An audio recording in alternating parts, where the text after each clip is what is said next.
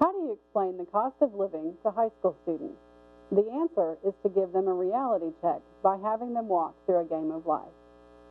An Oklahoma State University Family and Consumer Sciences Ambassador Grant, along with several local sponsors, created the opportunity for the Noble County OSU Extension Service to offer this life-changing experience for our youth recently.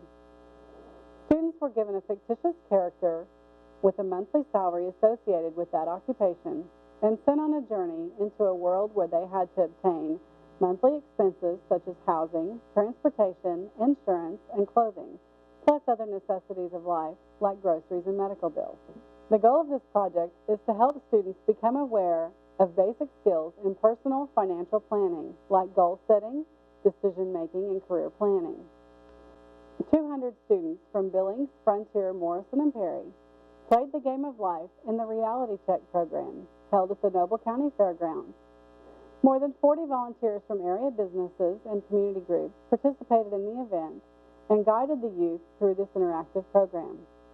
The first booth the students visited was the bank, which was hosted by Exchange Bank in Perry. At this point, the students wrote their net income as the opening deposit on their ledger.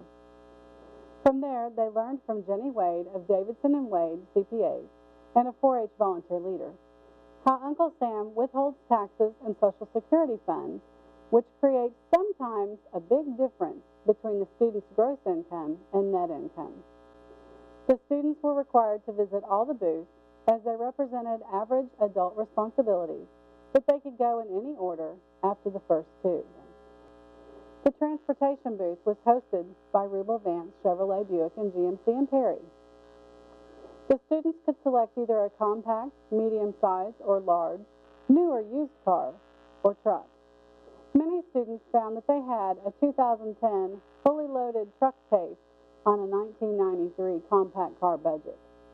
The size of a car they selected sometimes changed after they visited the excise tax and car tag booth sponsored by the county treasurer's office. Next is the entertainment booth, which provided expenses for eating out, movies, sports tickets, and vacations.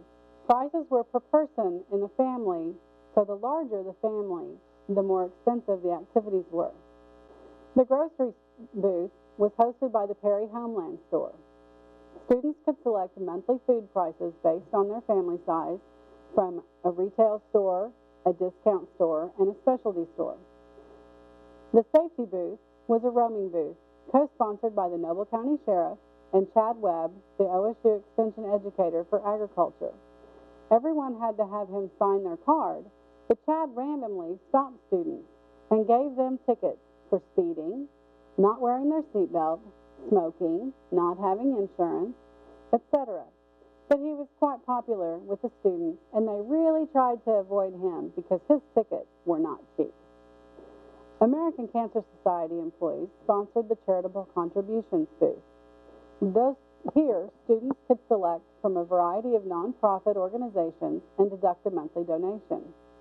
Many students enjoyed giving and learned that it didn't take much money each month to make a difference in someone's life. Several students visited the supplemental income booth 2 and 3 times to get extra jobs to make enough money to pay all their monthly bills. Citizens State Bank in Morrison sponsored this booth and helped the students select an appropriate second or third job and provided them with real-life career information.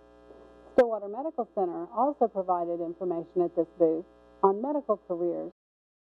Cindy Carr, a Noble County, Oklahoma home and community educator and volunteer 4-H leader, sponsored the clothing booth. She had to explain several times to some students that yes, you do have to buy clothes. And she told them, if you're married with children, this dollar amount is low. It may not be spent monthly, but this is an average for the year. Brett Powers, director of the Perry Chamber, hosted the furniture booth. Once again, prices given were a monthly average, and students could choose from several pieces of new or resale furniture to purchase. An OSU Extension educator for Family and Consumer Sciences from Grant County, Robin Rapp, hosted the child care booth. The Reality Check program is based on expenses for adults at about 25 years old.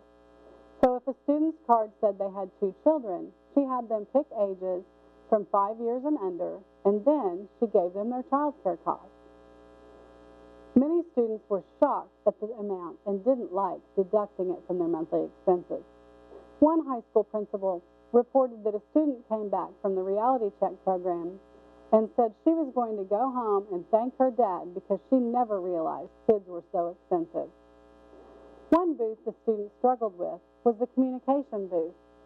This was the cost of cable TV, internet, and cell phones, something most students take for granted because they've always had access to them but haven't had to pay for them.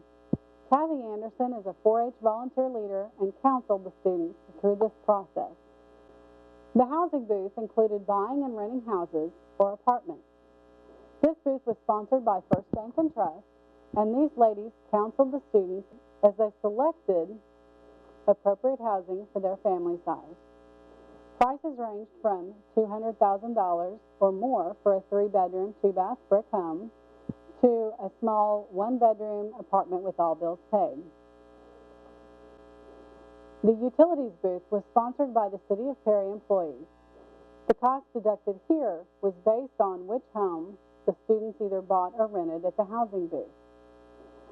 The dental health and life insurance booth was hosted by Brown Duggar Funeral Home in Perry. If they skipped this booth and went to the medical booth first, the students realized quickly how important it was to have insurance, and then they ran over to this booth, deducted their insurance amount, and then went back to the medical booth.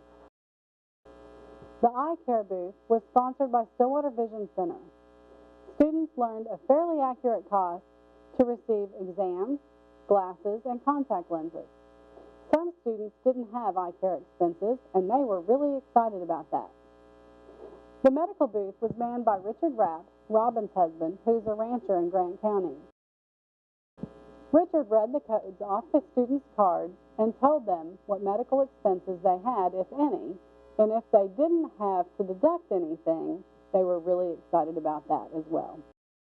Christy Woods of Woods Farm, a 4-H volunteer leader and advocate for children and the elderly in Perry, hosted the Chance booth, which actually ties this event to the real board game called Life.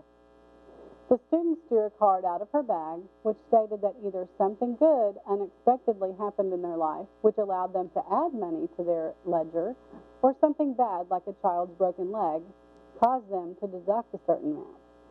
After the students visited all the booths, they checked out with Carolyn Christensen of Morrison. If they had money left in their account at the end of the activity, they received a payday candy bar. If they couldn't pay all their bills and were overdrawn, they received a 0 candy bar. The candy bars were donated by Schiffer Insurance Agency.